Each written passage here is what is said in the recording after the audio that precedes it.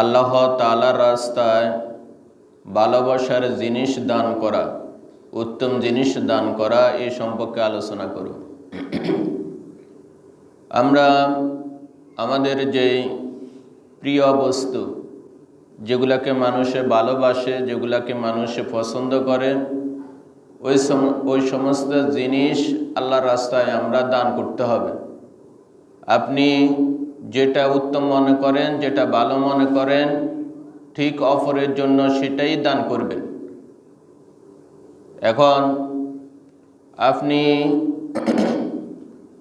যদি কাউকে কোনো সম্পদ দান করেন, কোনো টাকা পয়সা দান করেন, যেভাবে আপনি ভালো জিনিসটা রাখার চেষ্টা করেন, ঠিক এই একই রকমভাবে ভালো জিনিসটা আপনি মানুষকে দান করতে হবে। প্রত্যেক মানুষের মধ্যে যে ভালোবাসার জিনিসগুলো রয়েছে, এর মধ্যে টাকা পয়সা, ধন দৌলত, জায়গা জমিন, এরপরে বিভিন্ন রকমের ফসলি সম্পদ, এগুলো সকল মানুষের ব্যক্তি অনুযায়ী প্রত্যেকেরই একটা আকর্ষণ থাকে। যে যেটা উপার্জন করে তার ওই ধন সম্পদের প্রতি তার সে মহব্বত, ভালোবাসা থাকে। এই কারণে আমরা আমাদের প্রিয় যে বস্তু, সেই বস্তুগুলা আমরা আল্লাহর রাস্তায় দান করতে হবে। সেই ব্যাপারে মহান রব্বুল আলামিন আমাদেরকে বলেছেন, লান তানালুল বিররা, কখনো তোমরা কল্যাণ লাভ করতে পারবে না, কখনো তোমরা কল্যাণকামী হতে পারবে না, হাত্তা, যতক্ষণ না তুনফিকু, তোমরা ব্যয় না করো, মিম্মা তুহিব্বুন, তোমাদের ভালোবাসার জিনিস থেকে। যতক্ষণ না তোমরা তোমাদের ভালোবাসার জিনিস থেকে আল্লাহর রাস্তায় ব্যয় না করবা, ততক্ষণ পর্যন্ত তোমরা কল্যাণকামী হইতে পারবে না, কল্যাণ লাভ করতে পারবে না। তাহলে এই আল্লাহ তাআলার এই কথা দ্বারা আমাদের নিকট স্পষ্ট হয়ে যাচ্ছে, আমরা যদি কল্যাণের ভাগীদার হতে যাই, আমরা যদি কল্যাণকামী হতে চাই, তাহলে অবশ্যই আমরা আল্লাহর রাস্তায় আমাদের প্রিয় বস্তুগুলা কি করতে হবে? দান করতে হবে। এখন এখানে বেররা দ্বারা অনেকে বলতেছে কল্যাণ, এই কল্যাণ দ্বারা কি বোঝানো হয়েছে? কল্যাণ দ্বারা অনেকে বলতেছে, তাফসীরের মধ্যে বলা হয়েছে এটা, এই কল্যাণ দ্বারা জান্নাতকে বোঝানো হয়েছে। আমরা যদি জান্নাতের ভাগীদার হতে চাই, তাহলে আল্লাহ তাআলার দেওয়া রিজিক থেকে আমরা ব্যয় করতে হবে। ওয়া মিম্মা রাযাকনাহুম ইউনফিকুন, আল্লাহ তাআলা আমাদেরকে যে রিজিক দিয়েছে, সেই রিজিক থেকে আমরা কি করতে হবে? ব্যয় করতে হবে। শুধু আমরা নিজেরা খাবার দাবার করি, আমরা নিজেরাই সচ্ছলভাবে চলবো, এটা আল্লাহ তাআলা আমাদেরকে আদেশ করেননি। বরং আল্লাহ তাআলা বলতেছে, তোমাদের যে সমস্ত প্রিয় সম্পদ, ওই সম্পদগুলা থেকে তোমরা আল্লাহর রাস্তায় এভাবে ব্যয় করো। এই আয়াতটা যখন নাজিল হয়েছে, হযরত আনাস ইবনে মালিক রাদিয়াল্লাহু তাআলা থেকে একটা হাদিস বর্ণিত হয়েছেন। তিনি বলেছেন, মদিনার মধ্যে আনসারী সাহাবীদের মধ্যে হযরত তালহা রাদিয়াল্লাহু তাআলা আনহু, তিনি সবচেয়ে বেশি সম্পদশালী সাহাবী ছিলেন। হযরত তালহা রাদিয়াল্লাহু তাআলা আনহু, তিনি যখন এই আয়াত তেলাওয়াত করলেন, এই আয়াত যখন নাজিল হয়েছে, তখন তিনি আল্লাহ রাসূলের দরবারে আসি বলতেছে, ইয়া রাসূলুল্লাহ, আমার বাইরুয়া নামক একটা খেজুরের বাগান আছে। এই বাগানটা ঠিক মসজিদের নববীর সামনে অবস্থিত। এই বাগানের মধ্যে গিয়ে আল্লাহ রাসূল পানি পান করতেন এবং বিভিন্ন ফল ফলাদি দ্বারা বাগানটা খুবই সুন্দর, মনোরম এক বাগান, বাইরুয়া। এখন তালহা রাদিয়াল্লাহু তাআলা আসি বলতেছে, ইয়া রাসূলুল্লাহ, আমার নিকট সবচেয়ে প্রিয়, আমার পছন্দের মহব্বতের জিনিস হচ্ছে এই বাইরুয়া, এই বাগানটা।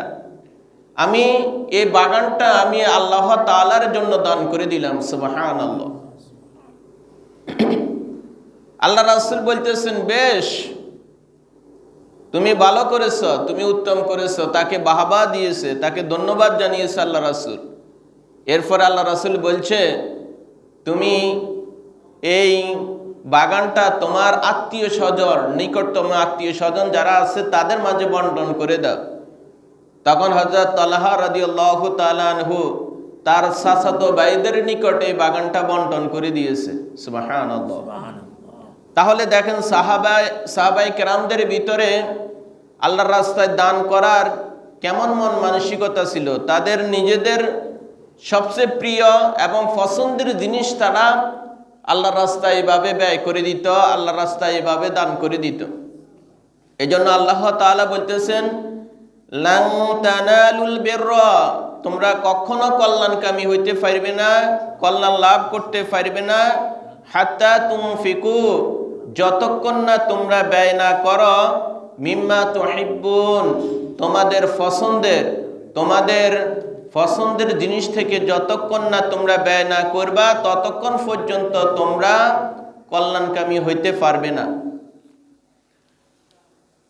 হযরত আব্দুল্লাহ ইবনে ওমর রাদিয়াল্লাহু তাআলা থেকে একটা হাদিস বর্ণিত হয়েছে। তিনি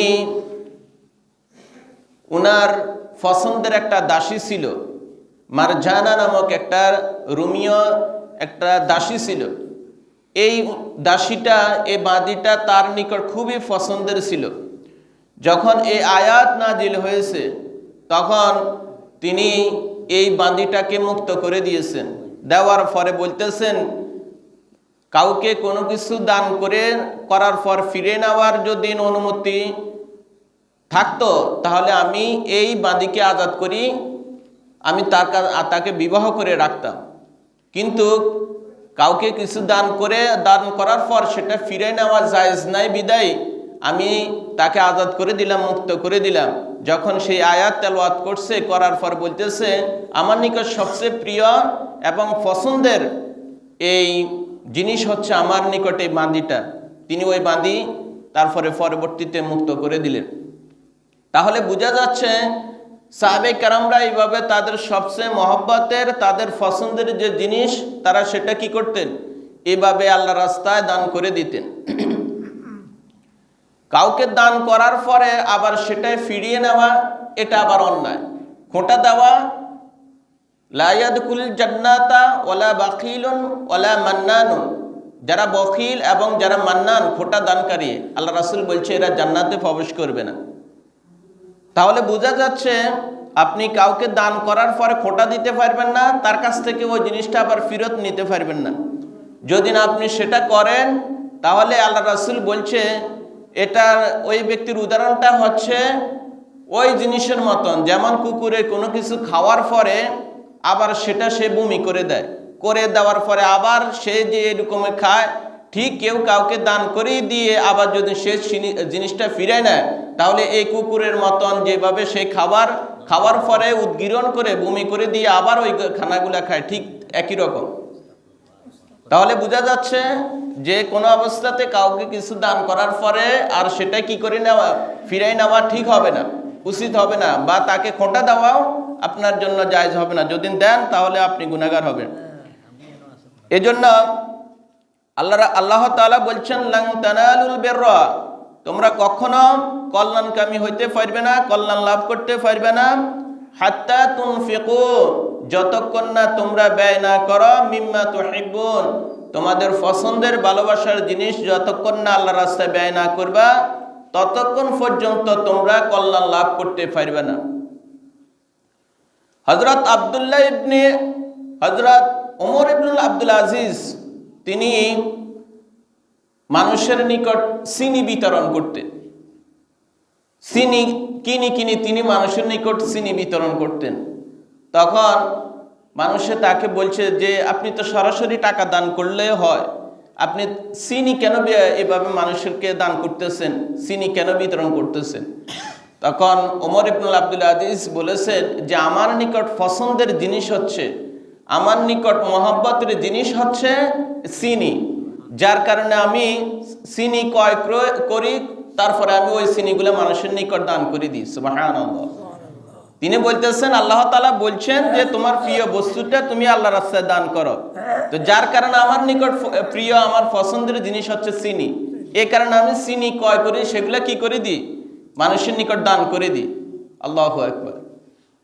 এ কারণে আল্লাহ তাআলা বলছেন লান তানালুল বিররা, তোমরা কল্যাণকামী হইতে পারবে না হাত্তা তুনফিকু, যতক্ষণ না তোমরা ব্যয় না করো মিম্মা তুহিব্বুন, তোমাদের পছন্দের জিনিস যতক্ষণ না আল্লাহর রাস্তায় ব্যয় না করবে ততক্ষণ পর্যন্ত তোমরা কল্যাণ লাভ করতে পারবে না। তাহলে আমাদের কল্যাণ নিহিত রয়েছে আল্লাহর রাস্তায় প্রিয় বস্তু দান করার মধ্য দিয়ে। সুবহানাল্লাহ। হযরত ওমর রাদিয়াল্লাহু তাআলা আনহু, ওনার খায়বারে একটা জমি ছিল। তিনি যখন এই আয়াত তেলাওয়াত করছেন, আয়াত তেলাওয়াত করার পরে তিনি আল্লাহ রাসূলকে বলতেছেন, ইয়া রাসূলুল্লাহ, খায়বারে আমার একটা জায়গা আছে, এই জায়গাটা আমি আল্লাহর রাস্তায় দান করে দিব।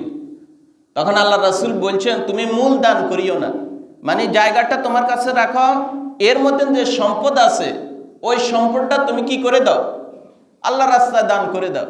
তখন হযরত ওমর রাদিয়াল্লাহু তাআলা আনহু, তিনি জমির মধ্যে যে ফসল ছিল, যা কিছু ছিল, সবগুলো আল্লাহর রাস্তায় দান করে দিয়েছে। সুবহানাল্লাহ। এজন্য আল্লাহ তাআলা বলতেছেন লান তানালুল বিররা, তোমরা কল্যাণ লাভ করতে পারবে না হাত্তা তুনফিকু, যতক্ষণ না তোমরা আল্লাহর রাস্তায় ব্যয় না করো মিম্মা তুহিব্বুন, তোমাদের পছন্দের বস্তু থেকে, পছন্দের বস্তু থেকে যতক্ষণ না তোমরা ব্যয় না করবা ততক্ষণ পর্যন্ত তোমরা কল্যাণ লাভ করতে পারবে না। হযরত যায়েদ ইবনে হারিসা রাদিয়াল্লাহু তাআলা আনহু, তিনি এই আয়াতটা তেলাওয়াত করার পরে উনার সবচেয়ে পছন্দের একটা জিনিস ছিল ঘোড়া।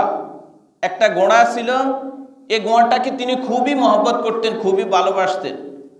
এই ঘোড়াটা তিনি আল্লাহ রাসূলের দরবারে নিয়ে গেছে, যাই বলতেছে, ইয়া রাসূলুল্লাহ, আমার সবচেয়ে মহব্বতের, আমার সবচেয়ে ভালোবাসার পছন্দের এই জিনিস হচ্ছে এই ঘোড়াটা, আমি এই ঘোড়াটা আল্লাহ রাস্তায় দান করে দিলাম। আল্লাহ রাসূল তার কাছ থেকে ওই ঘোড়াটা নিলেন।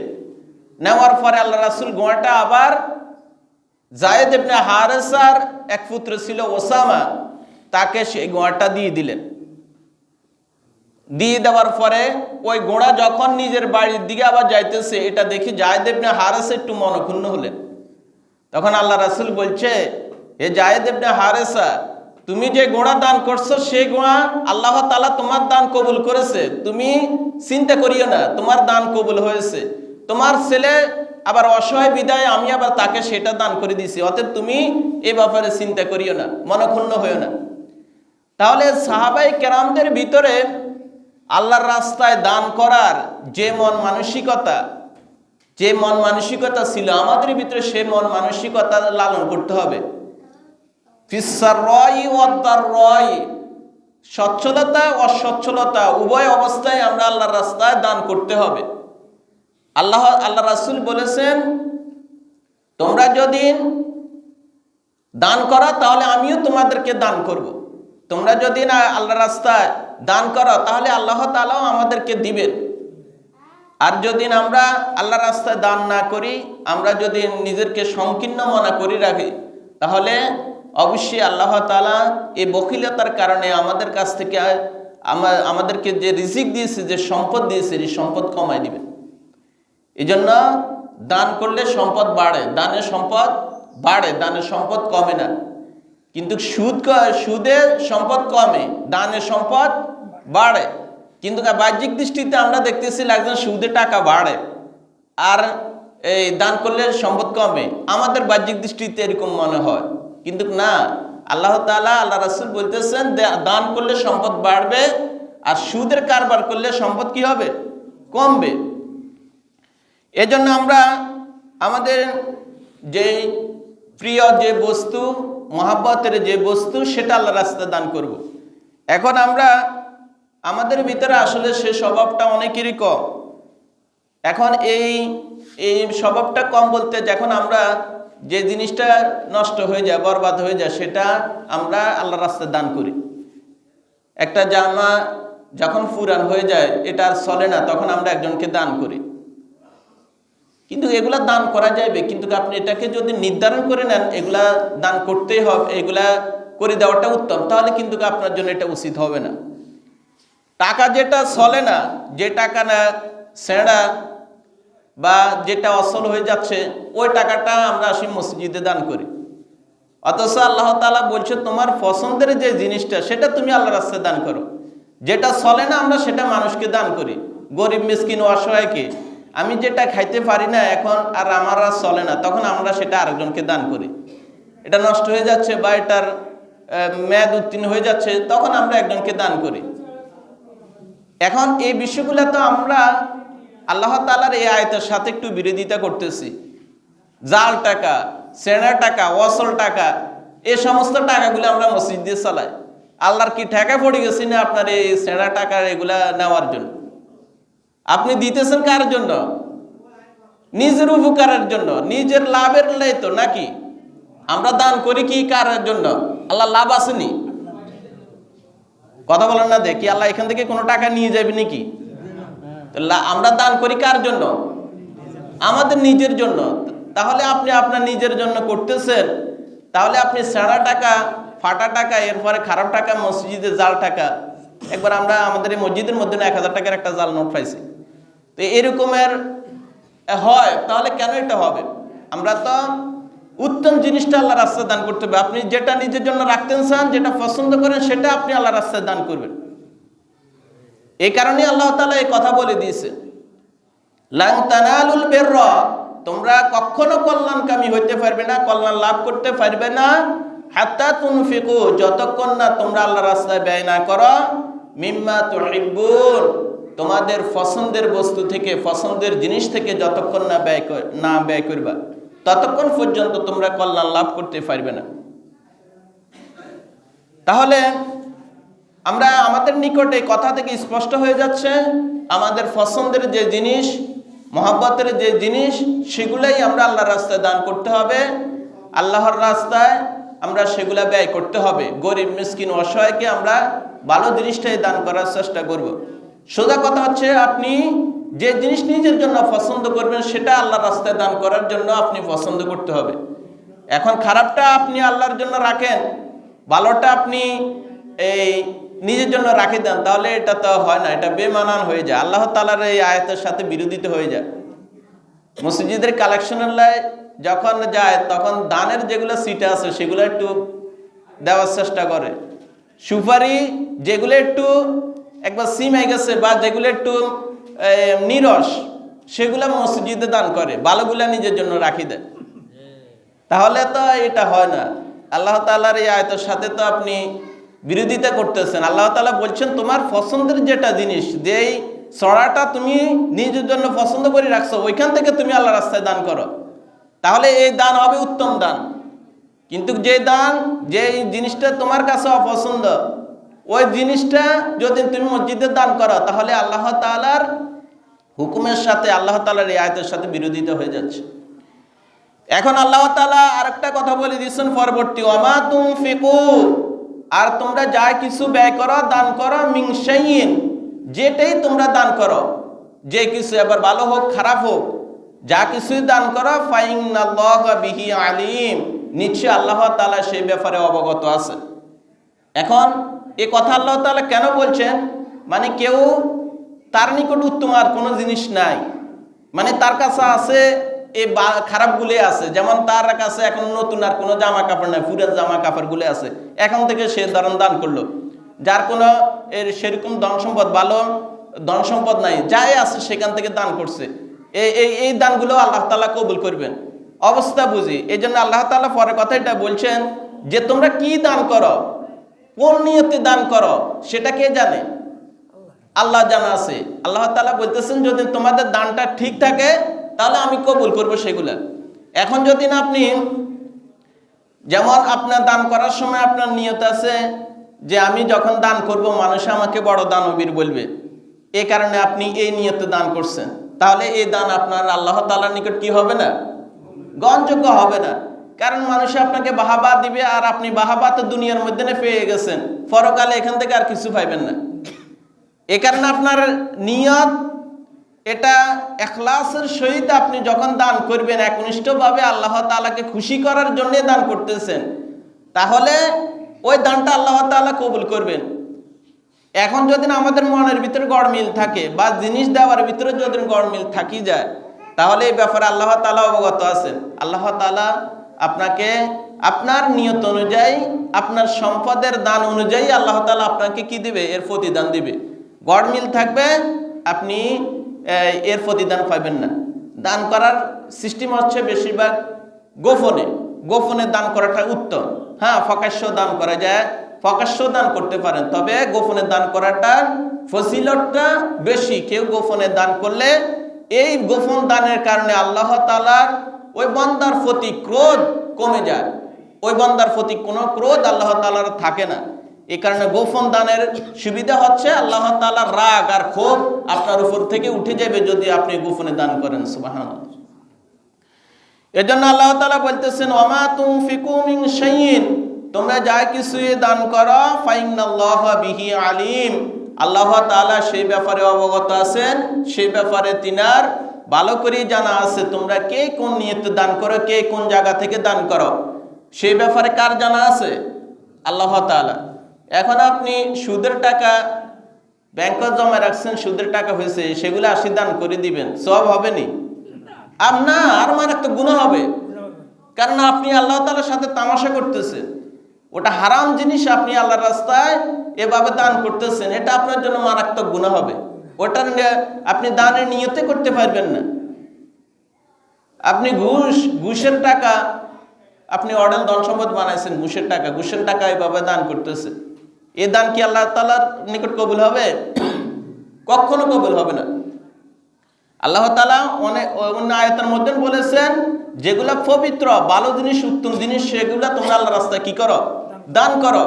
এখন যেগুলা আপনি অবৈধভাবে, অন্যায়ভাবে দুর্নীতি করে সুদ ঘুষের টাকা আপনি আল্লাহর রাস্তায় দান করবেন, আল্লাহ কি ঠেকা পড়িয়েছে না আপনার এগুলা কবুল করার জন্য? এই জন্য আমরা আমাদের নিজেদেরকে সংশোধন করতে হবে। আমরা যে জিনিসটা দান করব, ভালো জিনিস, যেটা আমার পছন্দের ভালো জিনিস, সেটাই আমরা আল্লাহর রাস্তায় কি করব? দান করব।